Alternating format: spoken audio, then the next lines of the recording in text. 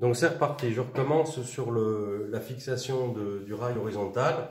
Donc je rappelle que le côté droit, il faut faire attention, c'est là où il y a le compresseur, c'est le côté le plus lourd. Donc il faut bien s'assurer que les deux points de fixation ici sont très solides. Sinon il y a un risque d'arrachement et de chute du groupe. Voilà, donc au pire, s'il n'y a qu'un point de fixation à gauche, c'est pas grave. Par contre, c'est ces deux-là qui sont les plus importants. Donc si jamais on se rend compte que quand on met la vis et la cheville, on a une fixation qui n'est pas légère, il faut trouver une autre solution. Scellement chimique, des vis plus longues ou quoi que ce soit. Mais c'est super important d'être très costaud de ce côté-là. Donc comme je le disais tout à l'heure, je le rappelle, on va utiliser pas les vis fournies avec le kit, mais des vis, des tire-fonds de 8 par 50 ou 8 par 60 avec des chevilles de 10. Surtout pas du 12, du 10 parce qu'on va avoir une très très bonne fixation bien solide dans des agglos creux. Et ne pas oublier non plus la rondelle qui est fournie avec, que j'avais mis de côté tout à l'heure. Hop. Voilà, très important d'avoir ça en résultat final. Donc la question c'est de savoir à quelle hauteur il faut fixer ce rail là pour avoir une hauteur de groupe qui soit celle que l'on souhaite. Alors j'ai fait un schéma, voilà, que je vais fournir à côté en format PDF, où on montre ici l'axe de fixation du rail. Donc ça correspond ici à cette hauteur-là, où il y a les trous dessus. Alors, il y a une cote importante à déterminer. Alors, pour bien montrer, je vais mettre ça en place comme ça.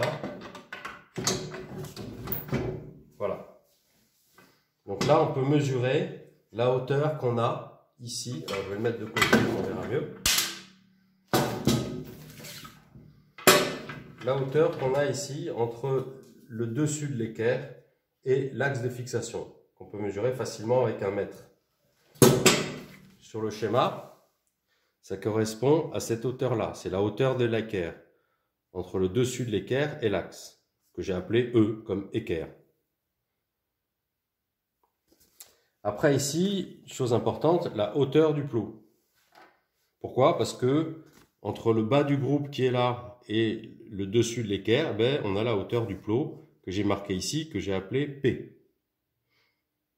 Et après, se mesure facilement la hauteur totale du groupe. Alors quand je dis totale, c'est du dessus du groupe jusqu'en dessous de ses pieds. C'est-à-dire le groupe posé par terre sur une surface plane jusqu'au dessus.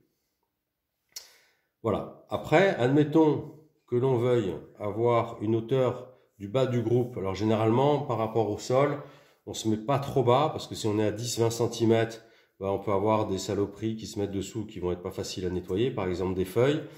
On peut avoir aussi, quand il y a un gros orage, de la terre qui rebondit, qui va venir complètement serlir le groupe.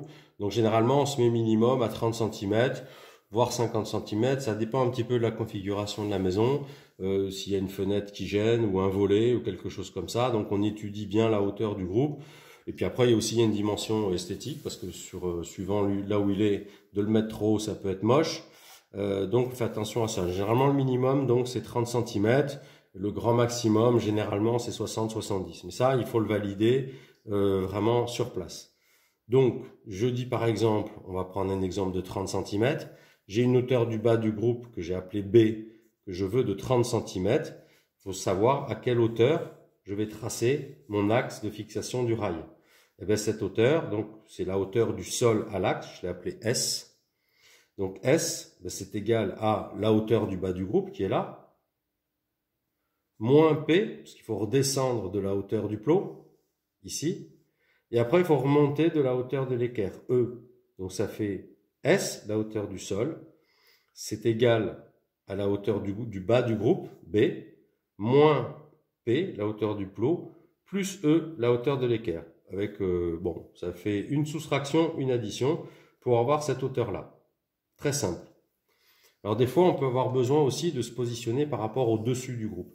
Admettons qu'on ait 2 ou 3 groupes les uns à côté des autres, on veut que le haut des groupes soit aligné. Ou alors il y a un volet qui gêne et on veut être sûr de passer sous le volet. Ou alors il peut y avoir n'importe quoi, un élément dans la maison ou l'habitation qui fait que on veut positionner par rapport à la hauteur. Dans ce cas-là, c'est le même principe. Ce qu'on cherche à savoir, c'est par rapport à cette hauteur, où est-ce qu'on va mettre l'axe ici du rail. Et bien, toujours pareil, on va utiliser la hauteur totale du groupe, la hauteur du plot et la hauteur de l'équerre. Et à ce moment-là, cette hauteur-là ici, la hauteur de l'axe que j'ai appelé H, ça va être G, la hauteur totale du groupe, plus P, le plot, et après on remonte, moins E, moins la hauteur de l'équerre. Voilà, donc c'est les deux calculs qu'il y a à faire, soit l'un, soit l'autre, pour positionner la hauteur du groupe. Voilà, je pense qu'on a fait le tour. À bientôt.